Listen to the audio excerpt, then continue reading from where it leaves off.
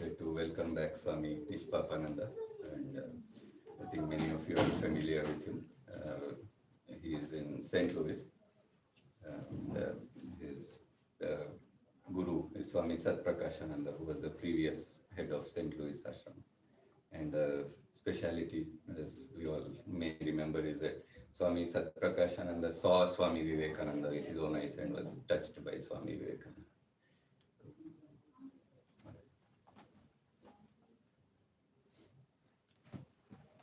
Well,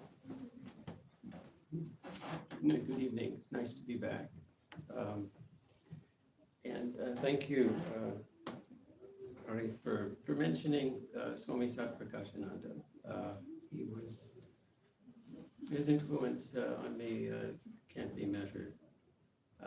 And he used to call himself a 19th century man. You see? He was born in 1888. So he could actually, and died in 1978. So he could actually be classified as a 19th century man. And somehow or other, at this point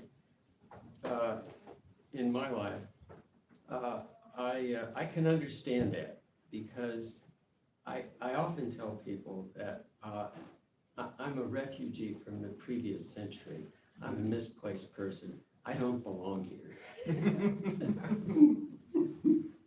So bear with me. I'm reading. My notes are written on paper, and this will be an old-fashioned lecture, but it's fitting in a way, because the ideas that we'll be talking about are very old, and in fact they're timeless. So the subject is Swami Vivekananda and the Bhagavad Gita. And so we'll just start off. Okay. We'll start with the Gita. Sri Krishna delivered his message on two significant occasions.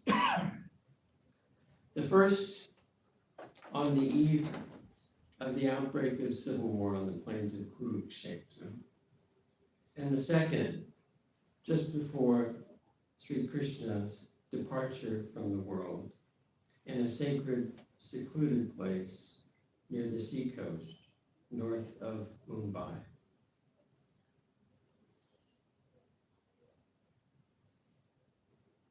The places where he delivered the messages were quite different. The first message, the Bhagavad Gita, was delivered to a general, his friend and disciple, Arjuna, who had lost his will to fight, seeing his cousins and mentors in the opposing army, knowing that he would have to kill them in order to win the battle. The second message, the Uddhava Gita, given to Uddhava, also a friend and disciple, who was endowed with sattvic qualities and qualified to retire from the world and practice the path of divine love, bhakti yoga, in the direct pursuit of the realization of God. The central theme of both messages is God realization and the means to attain it. But the emphasis is different. A spontaneous love for God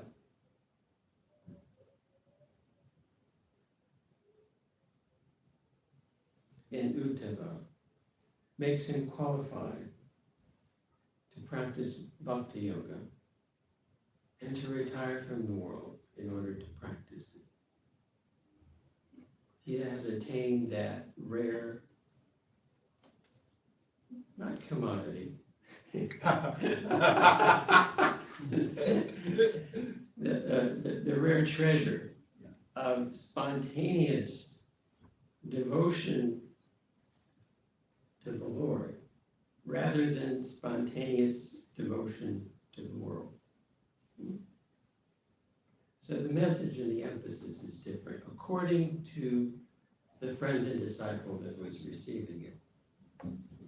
Arjuna belongs to a much larger group of people who lead virtuous lives and have awakened to the limitation of temporary success and temporary pleasure.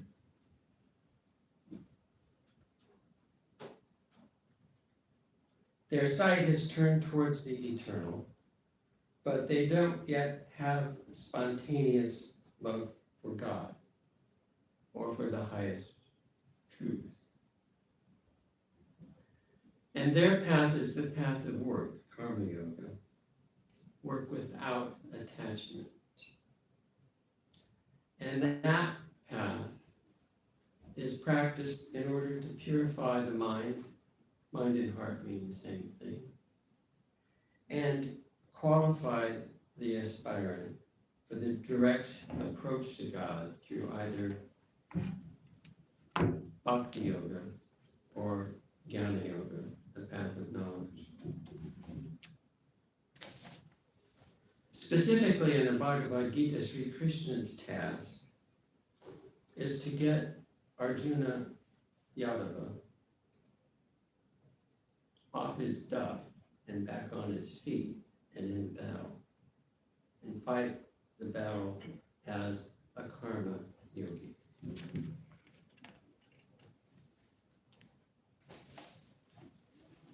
Now, Swami Vivekananda and the Bhagavad Gita is a vast subject. In the complete works, in 9 volumes, the Gita is referenced 268 times by name, and many more times the Gita, and by Gita I mean Bhagavad Gita, not Uttara Gita. The Bhagavad Gita is quoted or paraphrased without being specifically mentioned. Vivekananda carried a copy of the Gita with him in India and in the West. And Vivekananda carried the Gita figuratively also, and that he was always ready in conversation or public talks to illustrate a point with a verse or two from the Gita. Swami Vivekananda said that all he taught in the West was the Upanishads, and the Bhagavad Gita is the best commentary on the Upanishads. We'll start by looking at the Bhagavad Gita during Swami Vivekananda's days as a wandering monk in India before he became world famous, and also his study of Sanskrit at that time when he was a wandering monk, because the two are very much related. Then we'll take a wider view of how Vivekananda's interaction with Sri Ramakrishna and Swamiji's own profound spiritual experiences may have contributed to a much deeper understanding of the Gita.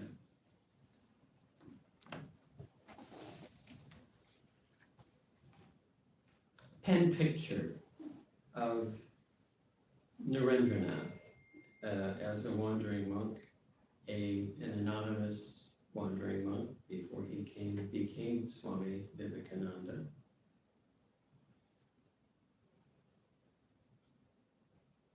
As an itinerant monk, Narendranath's appearance was striking, indeed regal.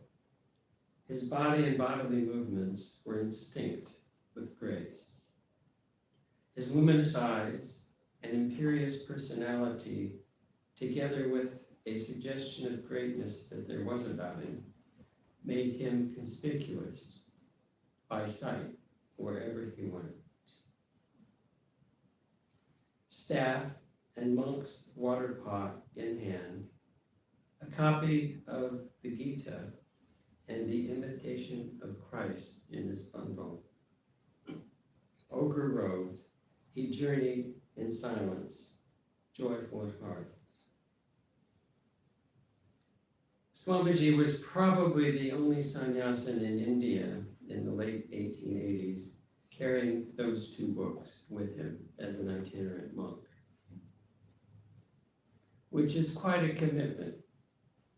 When you're traveling on foot, really on foot, barefoot, depending on God for your food and shelter and everything else, carrying everything that you have with you, the commitment of carrying even 1 or 2 pounds is profound. You don't know where your next meal is coming from.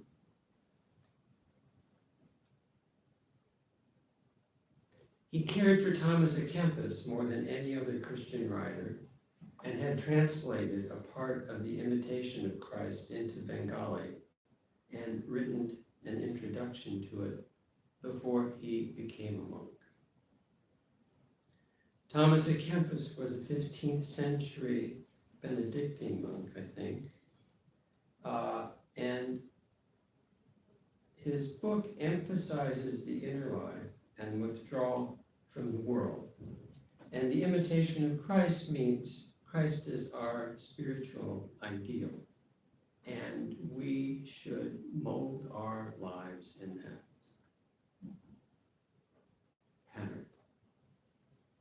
And Thomas à Kempis wrote it for his younger brother, who was also a monk, and less inclined congenitally to the monastic life. It was kind of a how-to book on how to lead the inner life in pursuit of the divine realization.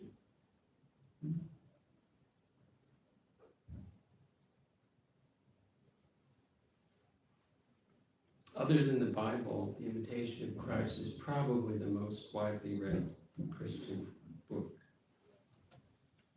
And when, shortly after Ramakrishna died, when most of the monks were still at the Bharanagurmat, Swamiji would inspire them, and sometimes he'd quote passages from the Imitation of Christ and say, "The life of anyone who truly loves the Lord will be perfectly molded in the pattern of the Lord. Therefore, whether we truly love our Master, Sri Ramakrishna, or not, will be proved by this fact, by how our lives are molded."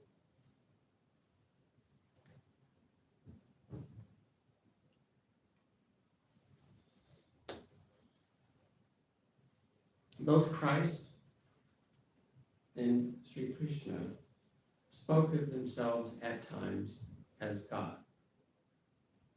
Christ said, "No one comes to the Father except through me.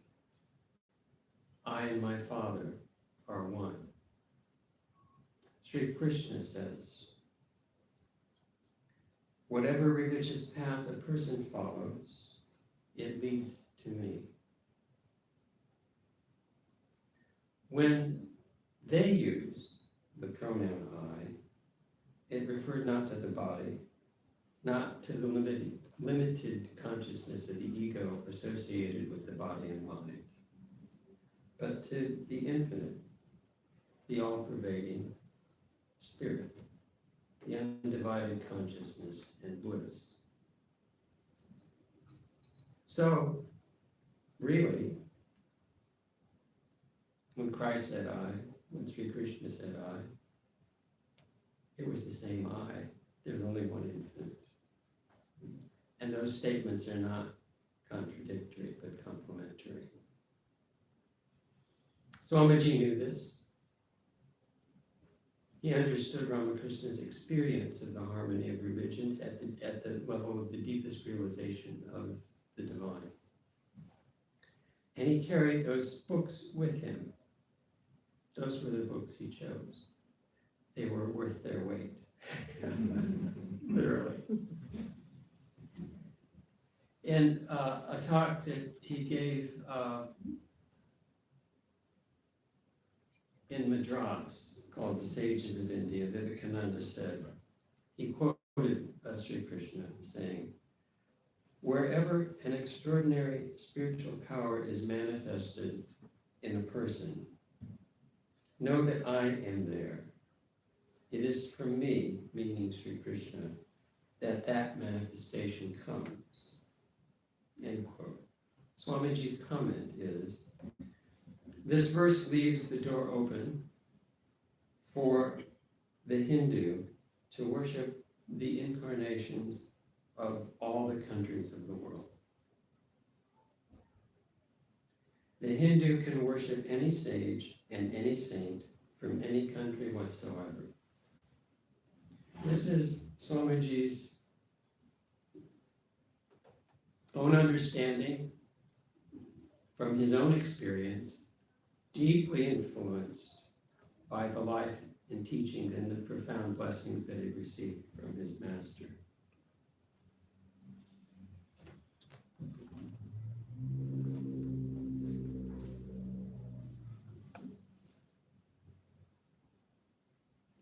Now, Swami Vivekananda was a child prodigy.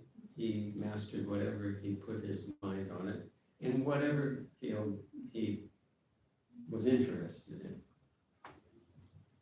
He started studying Sanskrit at the age of 7. He picked up a medieval grammar called the Mura Bodha, if you're familiar with that. And he studied it as he went further in his education. And as an itinerant monk, when he found a good pundit, he would try to learn what he could from them. So this is a kind of a rendition of that part of his itinerant life. Swami remained in Jaipur for 2 weeks, and there he met a noted Sanskrit grammarian and decided to study grammar, the grammar of Panini with him. But the pundit, whose knowledge of Sanskrit was up here, had a teaching ability about right here. For 3 days, he tried to explain the commentary on the first sutra without success. On day 4, the pundit said, Swamiji, I'm afraid you're not getting much benefit from studying with me. For in 3 days, I haven't been able to make you grasp the meaning of even one sutra. The Swami resolved to master it by himself. He went back with the text. In 3 hours, he accomplished what the pundit couldn't do in 3 days. Shortly after, he went back to the pundit and, in a casual way, explained the commentary and purport. The pundit was amazed.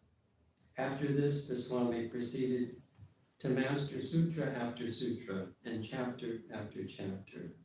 Speaking of this later, he said, if the mind is intensely eager, everything can be accomplished. Even mountains can be crumbled into atoms. Well, if you had a mind like his, that's true.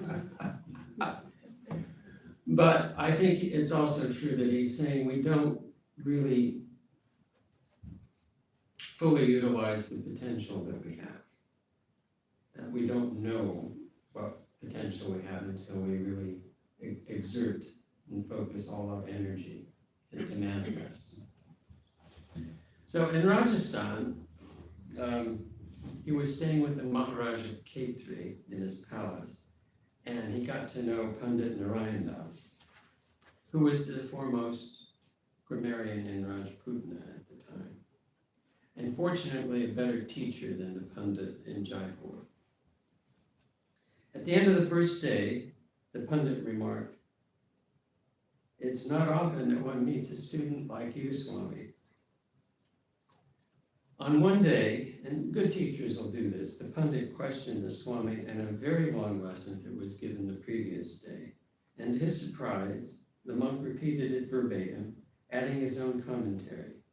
After a time, noting that his pupil was often forced to answer his own questions in default of an answer from the teacher, the Pandit said, Swamiji, there's nothing more I have to teach you.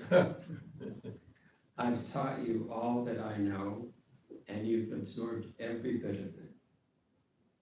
So, saluting the Pandit with respect, Swamiji thanked him for his kindness and became, in many respects, the teacher of his teacher. Now, what does this have to do with the Bhagavad Gita? In order to master the Gita,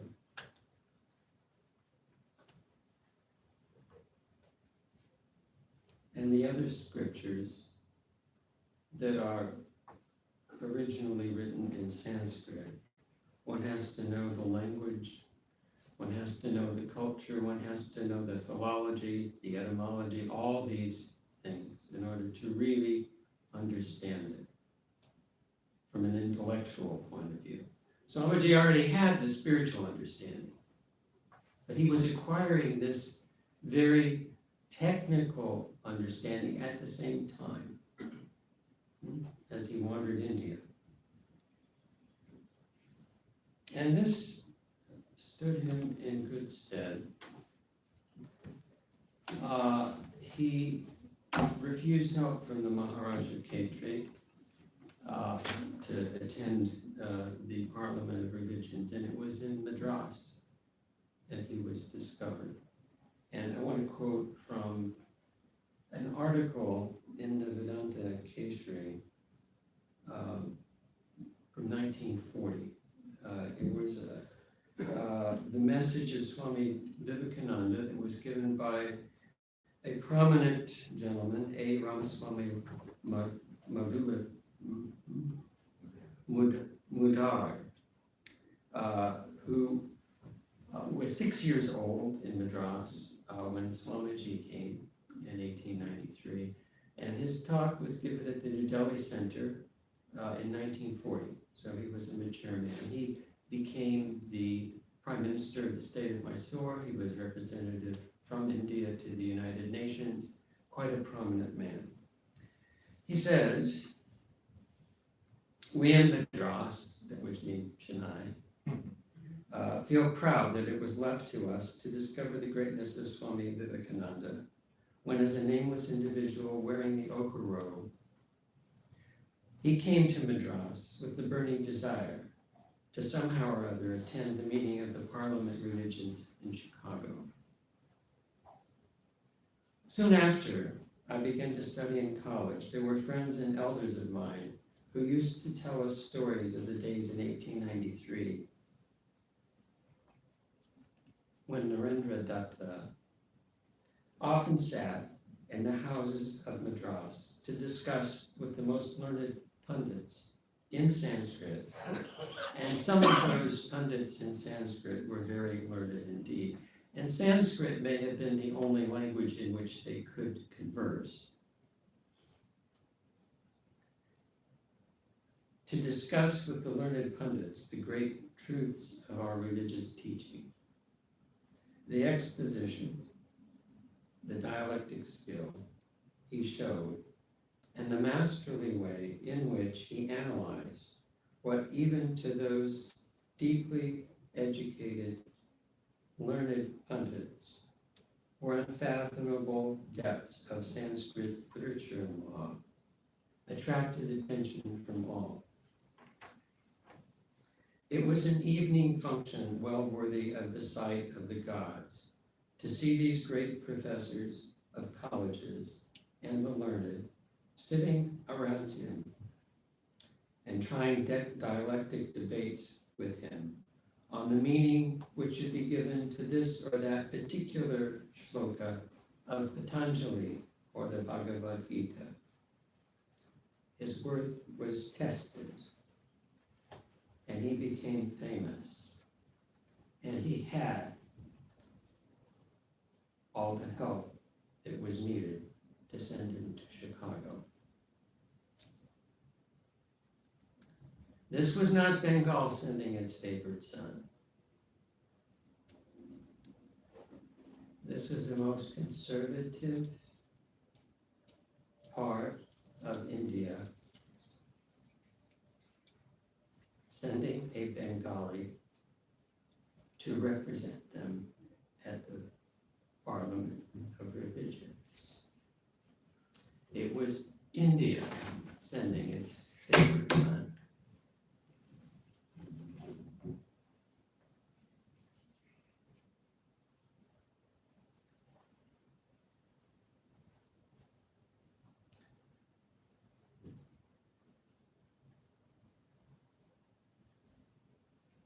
Great teachers, and Swamiji was a great teacher, are the best examples of the message that they enunciate because they are established in truth, and that truth penetrates and becomes thoroughly assimilated in their minds and bodies and shines on their faces and can be seen in their gestures and movements.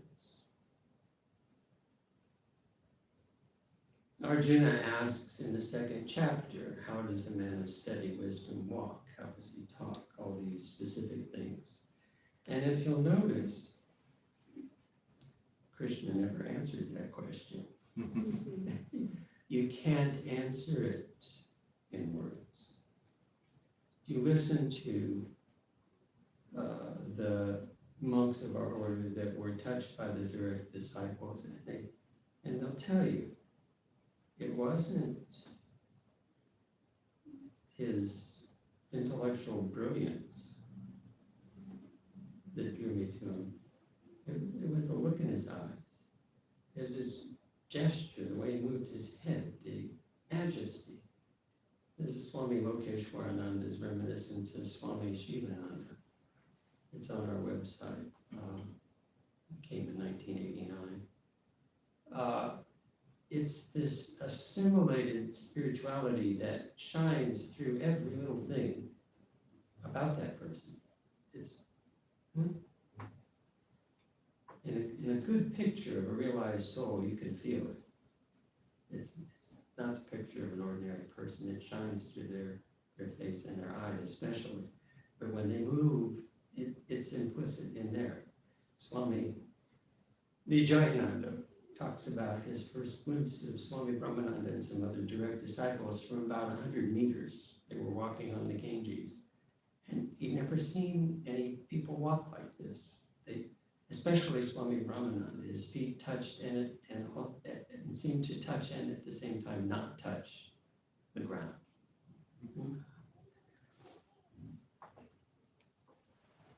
So I want to start and end our conversation with images, word pictures of Swami Vivekananda with respect to the Bhagavad Gita. The first is from the diary of Priyanath Sinha concerning Vivekananda's advice on artistic renderings of Sri Krishna. And the second is a word picture of Vivekananda by Frank Rodhamel at the close of his public life in San Francisco in 1900. Now, Priyanath Sinha was a childhood friend of Swami, and boyhood friend of Swami Vivekananda. And this took place after Swamiji's first trip to the West. And when he came back, a world famous figure, he liked to be in the company of his old friends who are not necessarily monks, they're just ordinary. Well, they weren't ordinary people, and because he enjoyed their company, there was something really wonderful about all of them, because he could relax with them. His own boyishness could come out. He felt that he could communicate with them in perhaps ways that he couldn't communicate with other people. They were friends. They didn't hold him on this high pedestal as the world teacher. And in this particular friend, Priyanath Sinha, many wonderful things that he recorded of his conversations are there that you don't find in other places. So this is one of the conversations. Swami Vivekananda had just been to the home of another friend, not Priyanath Sinha. And this friend had a painting done of Sri Krishna and Arjuna on the battlefield, and the typical thing, they're in the chariot and Krishna's got the reins in his hands and he's talking to Arjuna. And the other friend had said, well, what do you think of the picture? Looking for a compliment. And Swamiji demurred and finally pressed. He said, I don't like it. He said, the rendering of Sri Krishna is not correct. Yeah, he looks effeminate here, and he was anything but that. So he's telling Priyanath about this, and then he continues. Sri Krishna should be painted as he really was, the Bhagavad Gita personified.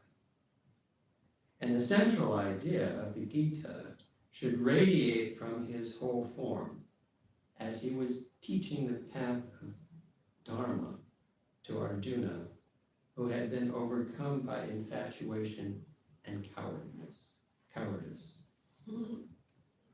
So saying, Swamiji posed himself in the way in which Sri Krishna should be portrayed. Look here, thus, don't take this too seriously. Look here, thus should he hold the bridle of the horses, so tight that they're brought back to their haunches with their forelegs fighting for air and their mouths gaping. This will show a tremendous play of action and strength in the figure of Sri Krishna. His friend, the world-renowned hero, casting aside his bow and arrows, has sunk down a coward on the chariot in the midst of those two armies. And Sri Krishna, whip in one hand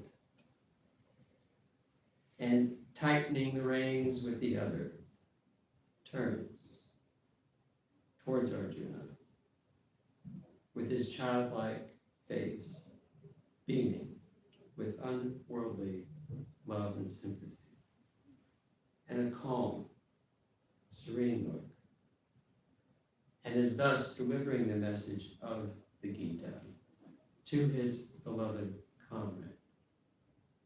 Now, tell me what idea this picture of the preacher of the Gita conveys to you.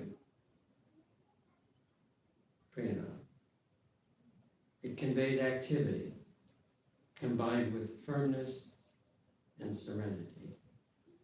Swamiji. That's it.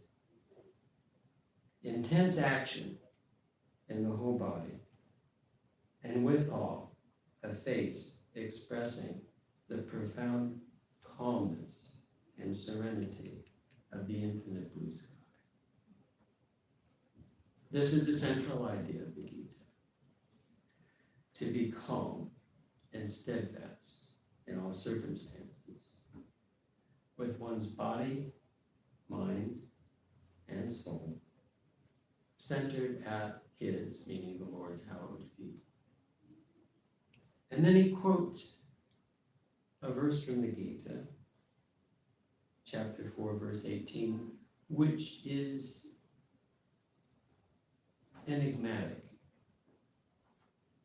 in its structure, puzzling.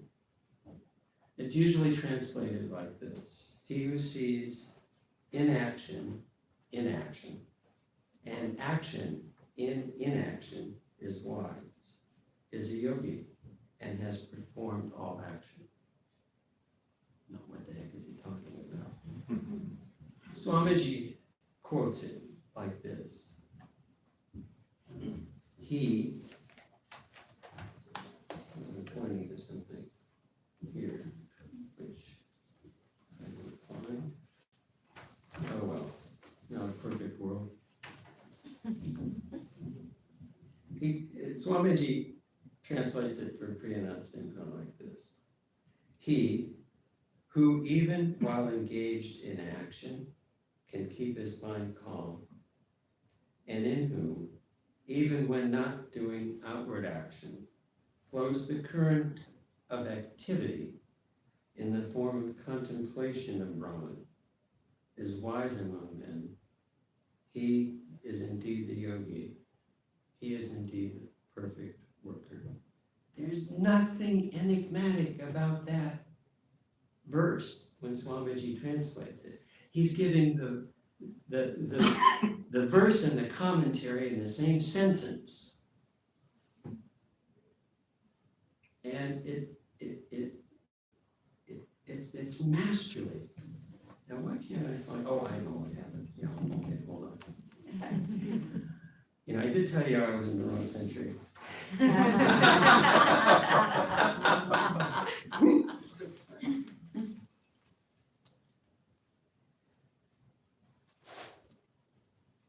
I'll demonstrate.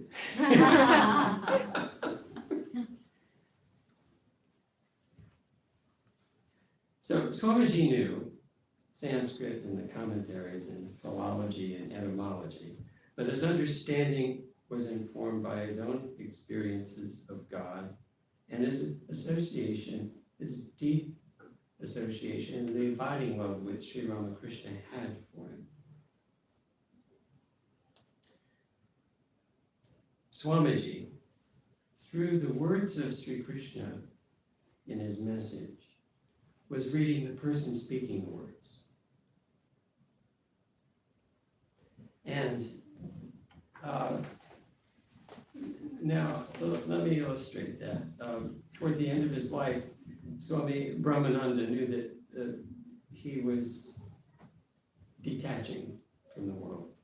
And he bought this kind of menagerie of pets for Swamiji, ducks and goats and chickens, all of these things to keep his mind down. And at this point in his life, someone found him reading a children's book written by Vidyasaka. Vidyasaka was known to Sri Ramakrishna, a wonderful educator and philanthropist. And why in the world are you reading that? He said, well, I read it as a child for the import of the words. Now I'm reading the man who wrote it. So he had that insight. And through the words, he understood the person. So he could stand as Sri Krishna would stand. I wish Priyanath Sinha had a camera.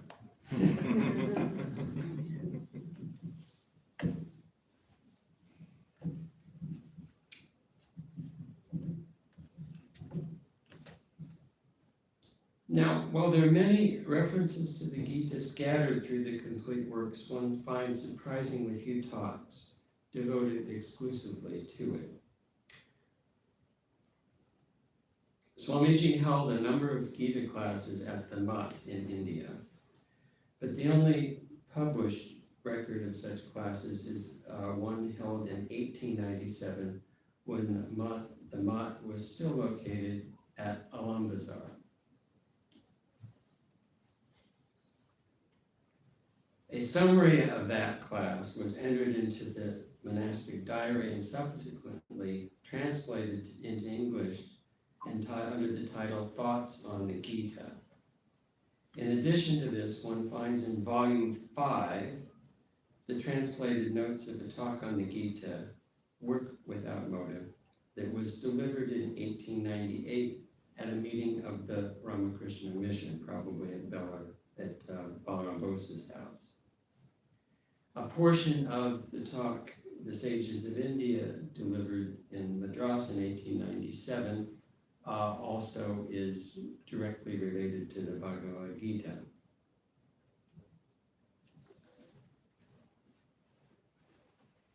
Now, considering Swami's lifelong devotion to the Gita, this is a surprisingly small number of talks and the number of talks that he gave.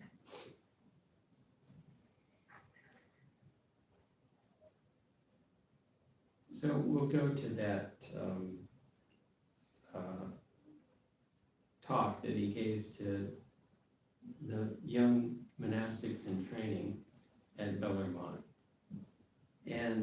But first I want a little diversion. When he was in California, towards the end of his last trip to the West, he spoke on the Mahabharata in Pasadena, California.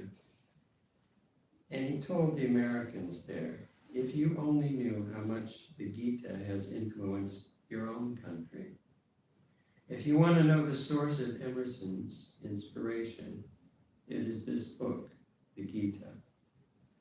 Emerson went to see Carlyle in Europe, and Carlyle made him a present of the Bhagavad Gita, translated into English, of course.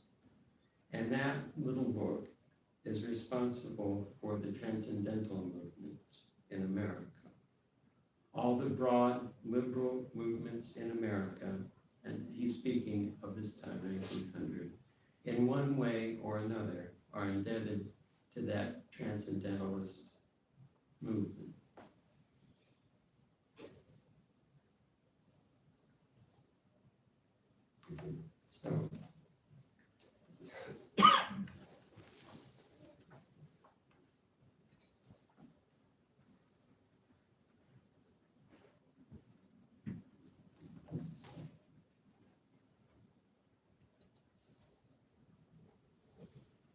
So, we'll move to work without motive. It's a very short talk.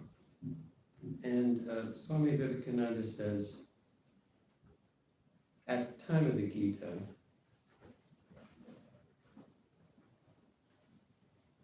there were two clashing views of religion. When the Gita was first preached, he said, there was going on a great controversy between two sects. One party considered the Vedic sacrifices and rituals and such other rituals in the Vedas to constitute the whole of religion, and the other preached that the killing of numberless horses and cattle cannot be called religion. The people belonging to the latter party were mostly the monks, the sannyasins, and the followers in the path of knowledge. They believed that giving up all work and gaining the knowledge of the self through the path of knowledge was the only path to liberation. And by preaching his doctrine of work without motive, the author of the Gita set to rest the dispute between these two antagonistic sects.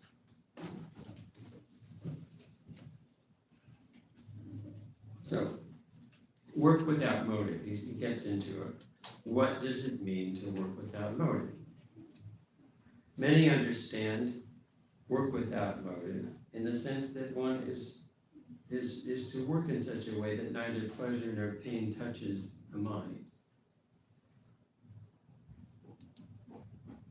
Now, he said, as an example, robbers ruin other people's lives by robbing them of their possessions. But if they feel quite callous to the pleasure and pain of those people whose lives they ruin, then they could also be considered to be working without motive. If the meaning of it be such, then one who has a stony heart, the worst of criminals, might be considered to be a karma yogi. That's not the meaning.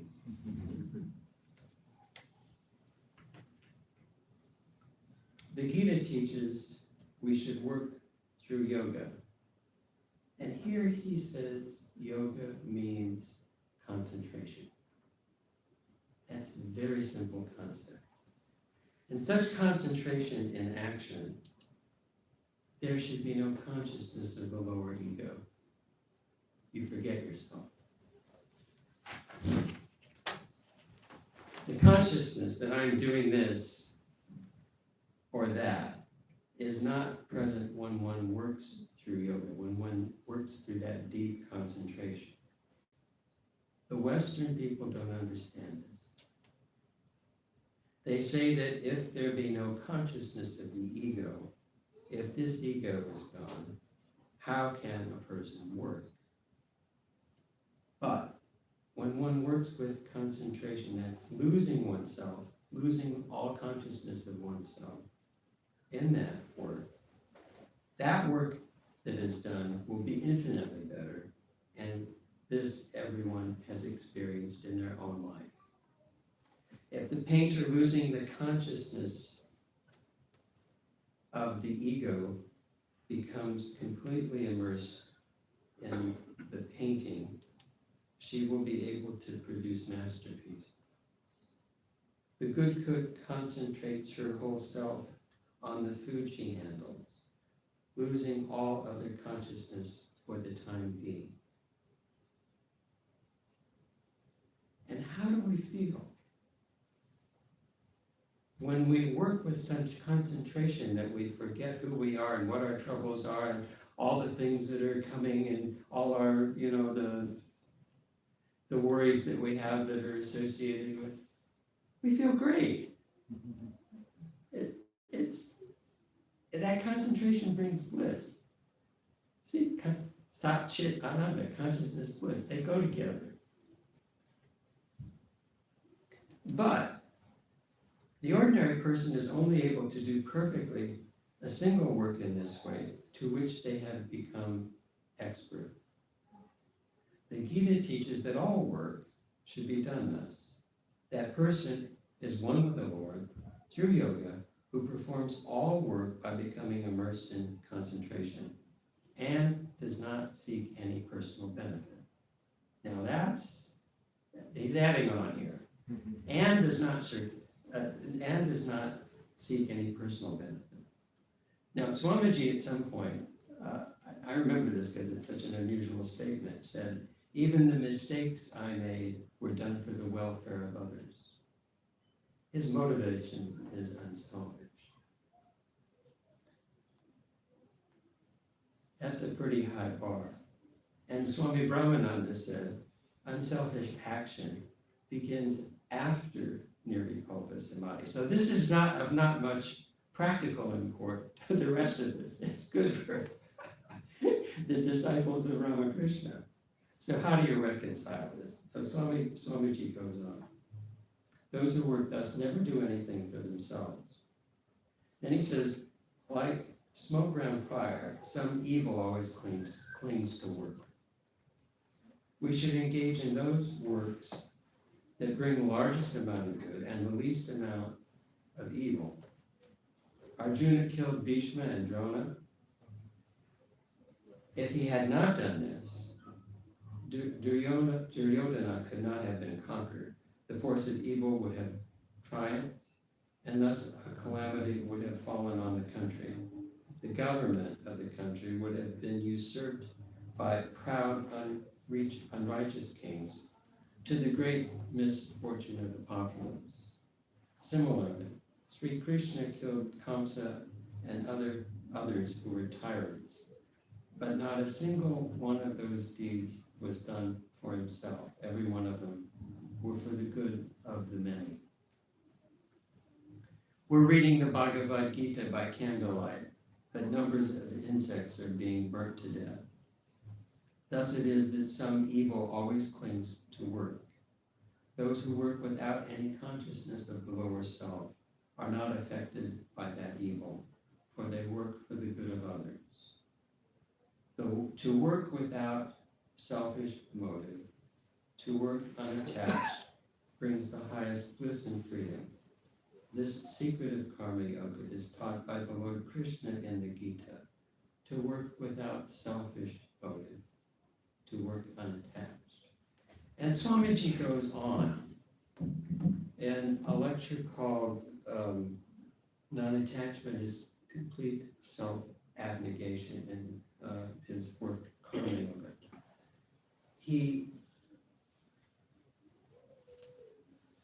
Karma Yoga is traditionally, in Shankara's view, a preliminary to bhakti and jnana yoga. It's not a direct path to God. It purifies the heart. Swamiji goes further, perhaps knowing that in the hundreds of years which would follow his prophetic advice, there would be many, many people who had no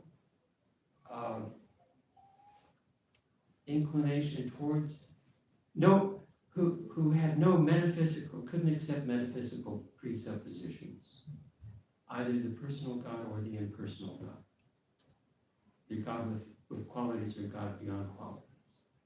And what path would be there for them? He says, although a person has not studied a single system of philosophy, although he does not believe in any God and never has believed, although he has not prayed even once in his whole life, if the simple power of good action has brought him to that state where he is ready to give up his life and all else for others, he has arrived at the same point to which the religious man will come through his prayers and the philosopher through his knowledge. And if that's not enough, a little later in the same talk, he says, this attainment does not depend on any dogma or doctrine or belief. Whether one is a Christian, a Jew, or a Hindu doesn't matter. Are you unselfish? If you are, you'll be perfect without reading a single religious book, without going to a single church or temple.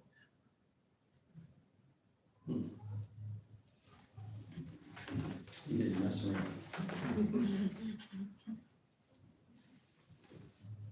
So, let's go to his monastic class at Bellarmine. He's got all these, he's just established the Bellarmine. And these young monks, these very qualified young men, who are inspired by the ideals of Sri Ramakrishna, have joined. And he needs to interact with them. He needs to do what he can to train them. So he takes the Gita. Someone goes and gets the Gita, he reads it. Very summarily goes over the first chapter and then starts with the first 3 verses of chapter 2. Sanjaya said, to him who was thus overwhelmed with pity and sorrowing, whose eyes were dimmed with tears, Sri Krishna spoke these words. So Sanjaya was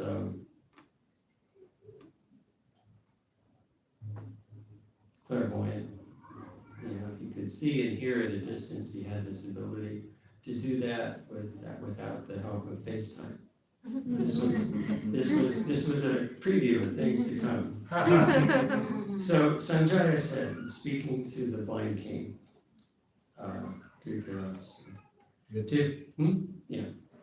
to him who was thus overwhelmed with pity and sorrowing, and whose eyes were dimmed with tears, Sri Krishna spoke. In such a strait whence comes upon thee, O Arjuna, this dejection, un-Aryan-like, disgraceful, and contrary to the attainment of heaven. Now here, Aryan means one who scrupulously adheres to dharma. It's not a racial description. Yield not to unmanliness, O son of Prita, it does not become you. Cast off this mean faint-heartedness and arise, O scorcher of enemies. Now, it's translated as unmanliness, but it's more, he's really pushing Arjuna with this. It means impotence, impotence. In the words, yield not to unmanliness, why is Sri Krishna goading him like this to fight? The karma yogi, Swamiji said, is the person who understands that the highest ideal is non-resistance, and who also knows that this non-resistance is the highest manifestation of power that's in actual possession. And also, he knows that what is called resistance to evil is a step on the way towards the manifestation of this highest power of non-resistance. Before reaching the stage of non-resistance, a person's duty is to resist evil.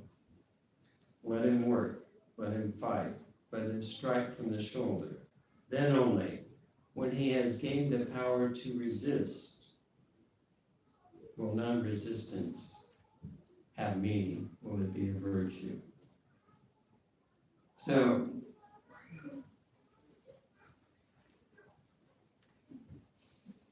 the power which we manifest when we stand for justice is the same power that, and actually Kshatriya's duty is to stake their life for the sake of justice. That power is the same power that's needed when the path turns to moksha. We need to develop it in one area before we transfer it to the next.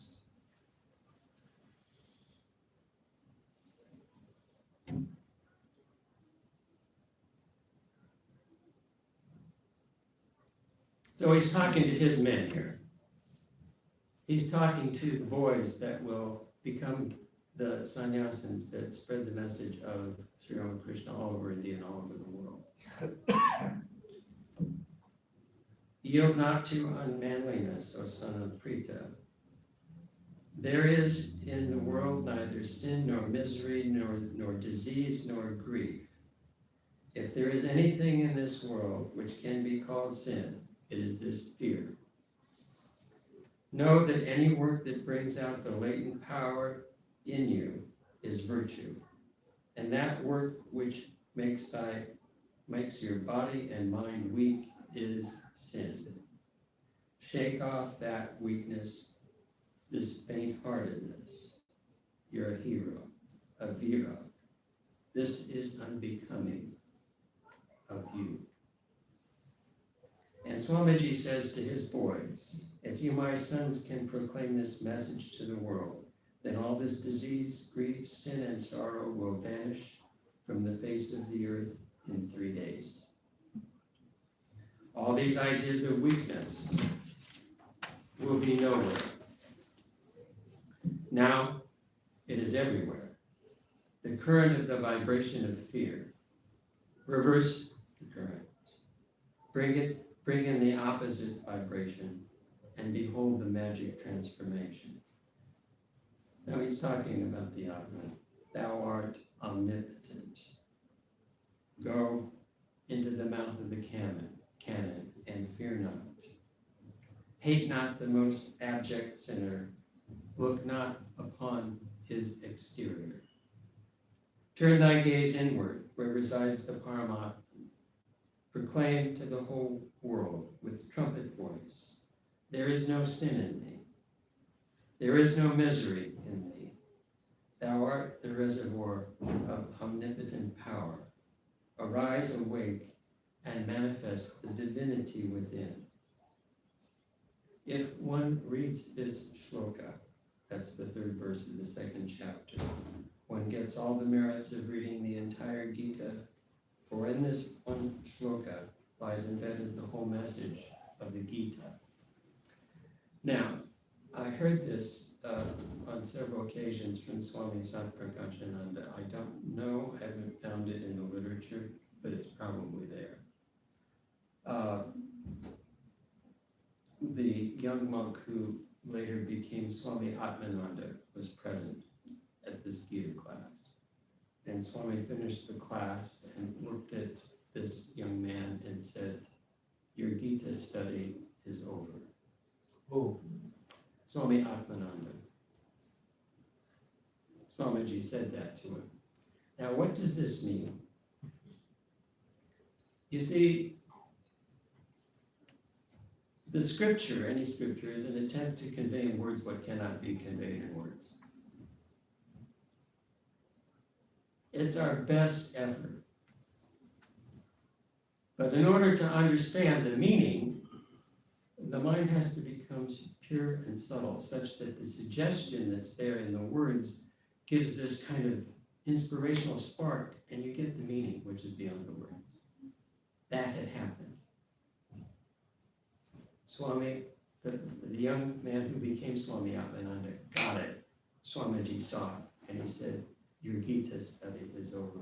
And he was, in our order, his constitution wasn't very strong, but, and he worked, he was in, Swami Samprakashananda heard it from him. They were both in Dhaka at the same time. I think Swami Atmananda was in charge then. But when his health broke down, he would give classes to the monks. I mean, just these inspirational classes.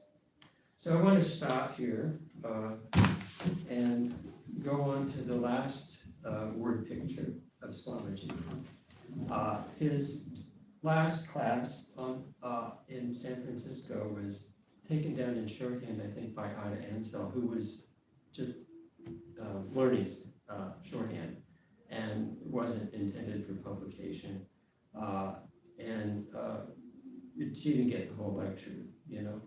She'd get inspired by Swamiji and stop, and then she'd get on again. Now, 18 years after the fact, one of the devotees that was there, named Frank Roadhamel, was to write about those classes as if they had been held the day before.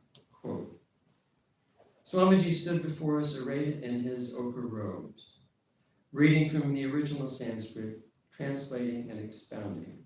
And these are the same verses that he took up in the monastic class earlier at Bellarmine. He stood before us in his ochre robes, reading from the original Sanskrit, translating and expounding. With a few prefatory remarks on the first chapter, he launched into the second.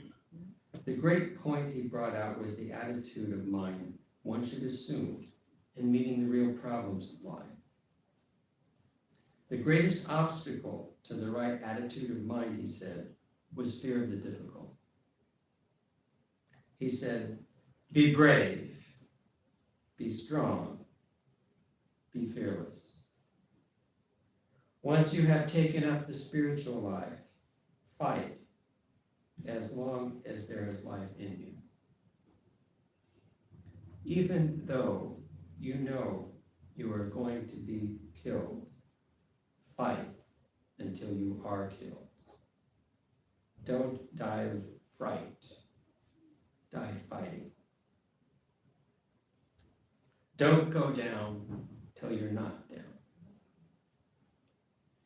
Then with his right arm extended, he thundered, die game, die game. That one sentence rang through those last lectures. Die game. Those were his farewell words to his disciples in California. So, same message delivered to two different audiences. Don't die of fright, die fighting. And what is it that prompts us up, you know, when we feel that fear? If we can connect with our highest nature, that disappears.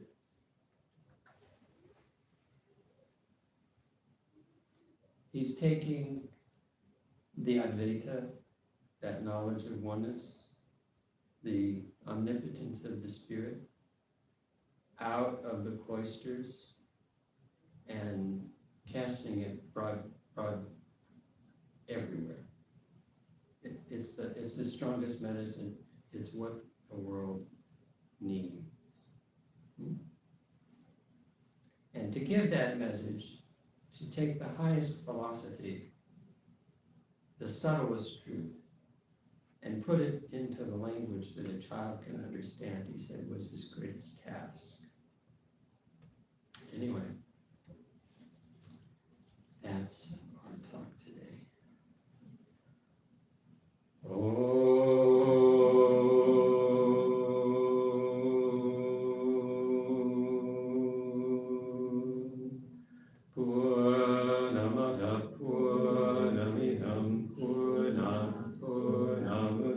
Purnamudachyate Purnasya Purnamadaya Purnameva Vashishyate Om Shanti Shanti Shanti.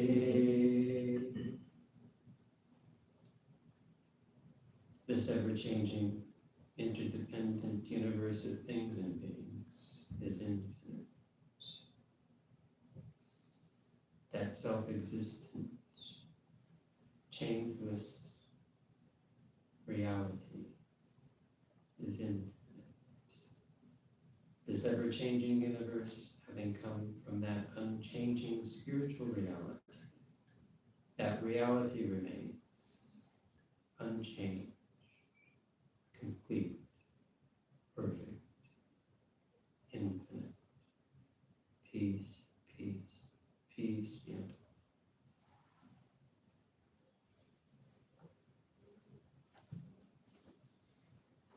So, any questions, comments?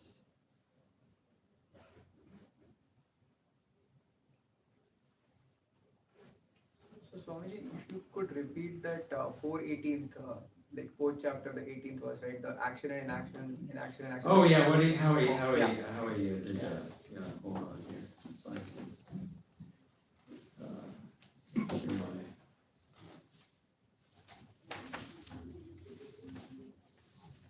It's here somewhere, I warned you at the beginning. Yeah, that's not it. See, I was all over the place with this research on this talk, okay. He, and he didn't mean to be a chauvinist, that's just the way the language was used then.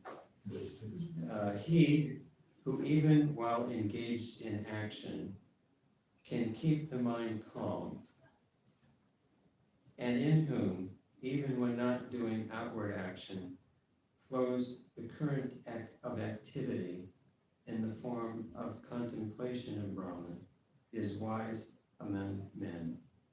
He indeed is the yogi and the perfect worker. Yeah. I think it's now I fully understand. It's much easier than the original translation. Yeah, the other translation he sees inaction, inaction, inaction, and inaction is wise as a yogi and has performed all action. Oh, what does that mean? Yes. So Maharaj, when you were saying that that being unselfish in the action is the highest ideal, but where does the sense of service fit in? Like when you're doing an action as a service, that is for some other than the self, right? Yeah.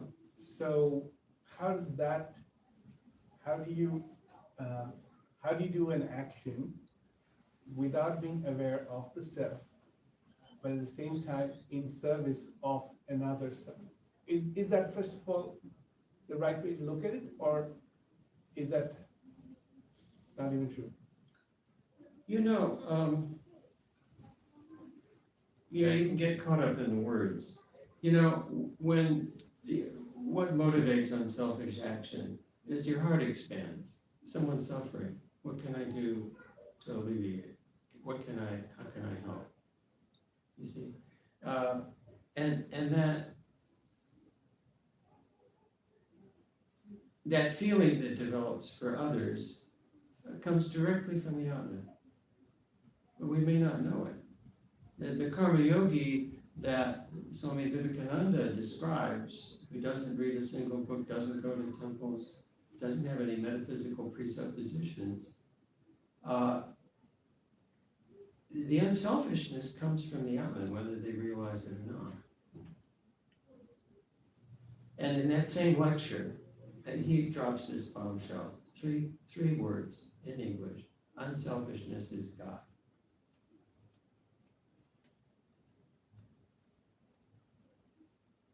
it doesn't require any metaphysical presuppositions. So, a Buddhist without any belief in God can practice this type of yoga. Kunal.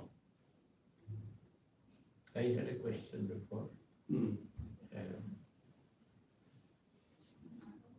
And the question was, what did you mean by that sentence? You were repeating several, the Ida answer was saying at the end of the talk. Die game. Huh? Die game. Die, D-I-E, game. Oh, what does that mean? Oh, yeah. Well, it shows that he had picked up the idiosyncrasies of American English very well. Oh, okay. Yeah, he says, die in the fight. Die in the fight. He's saying the same thing in a different way, but it's idiomatic American English, yeah. Die game means,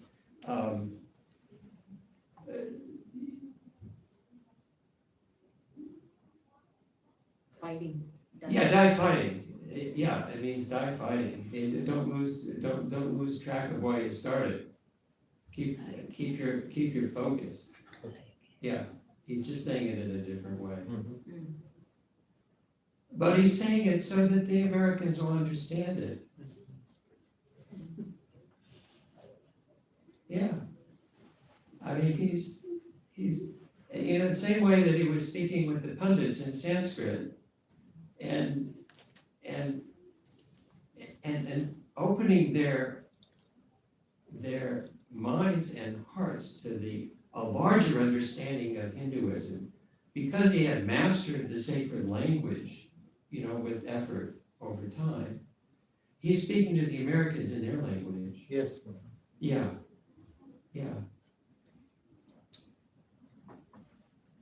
So many things are necessary in order to do what he did. Yes. Yeah. Extraordinary. I wonder how do we utilize our knowledge and the discussion we had today, given the current socio-political crisis that we are facing throughout the world. Everyone has a different answer to that. Depends on the situation that you're in. One thing that can be paralyzing with all the news we have is to get emotionally involved with every little thing that's wrong. That can paralyze you.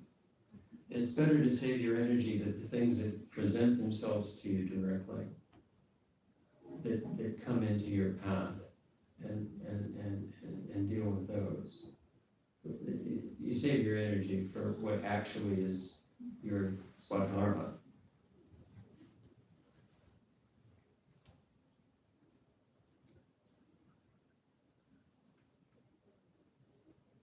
So unless there is an obstruction in my day-to-day life, which needs to be fought, I do not worry about the evil next door, correct?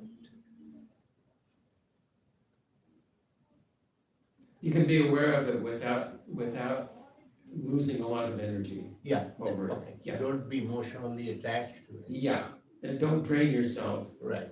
Uh, So that's a fact of life which has to be, when my chance comes, I will take care of it. Well, we're living our lives, and that's building up our strength and our ability to face problems.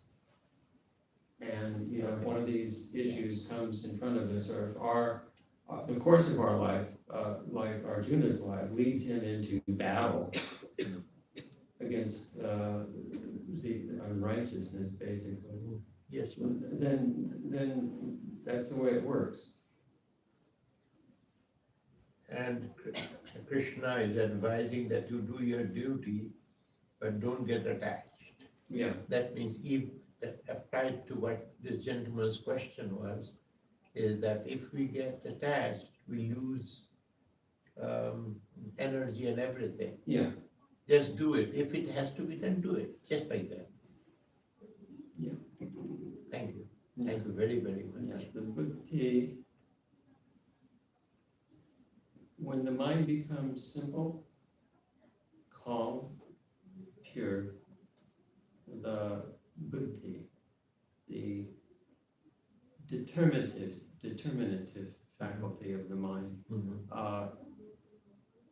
works better. You know, the sankalpa, the vikalpa, the pros and cons can go on and on.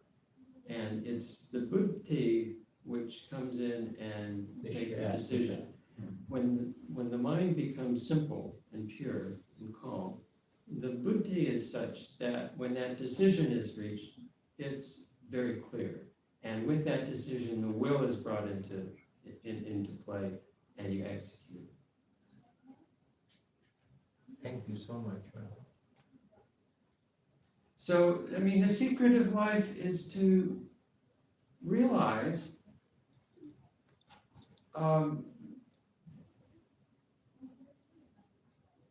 that there's a larger dimension of being human, a larger dimension than is commonly realized. That there is this spiritual dimension that connects us all. And the source of all strength is that subtle reality. To tune ourselves with that. Yeah, Shaila. Now that what is happening now, like again to his question, that I find it interesting that even Lord Krishna and Arjuna, they put a war scenario. Again, it won't have affected the common person, Yeah. you know? Yeah. To teach the, you know, the facts of life or, you know, Yeah. principles, Yeah. what they wanted us to know. Yeah. But now I find it is interesting that, you know, I always wondered why did they put a scenario of a war for Yeah. us to understand. Yeah. You know, it's like there's a tremendous challenge before us as human beings. It's not to lead an easy life. It's to get in. It's to manifest our potential as human beings according to our inner nature and tendencies. You know, and basically we're taking the vitality of the instincts which we share with the lower animals and using that energy to become human and then to transcend the normal human potential. And that's a battle. And to take that energy and raise it up. It's a battle. It's a fight. Even without the external, war, we're in a battle. And the more energy we put into that, the faster we change. Yeah. Die of game. Don't die of fright, die fighting. Yeah, fear, you know. Yeah. Yeah, fear of. And Swamiji is like the antidote for fear. Yeah, he makes it very clear. Yeah. If you want to be a monk, Swami Vivekananda used to say, don't read the Gospel of Ramakrishna, read Swamiji. Get that strength and go forward. Okay, Hari, are you getting all this? I want to know if read this commentary.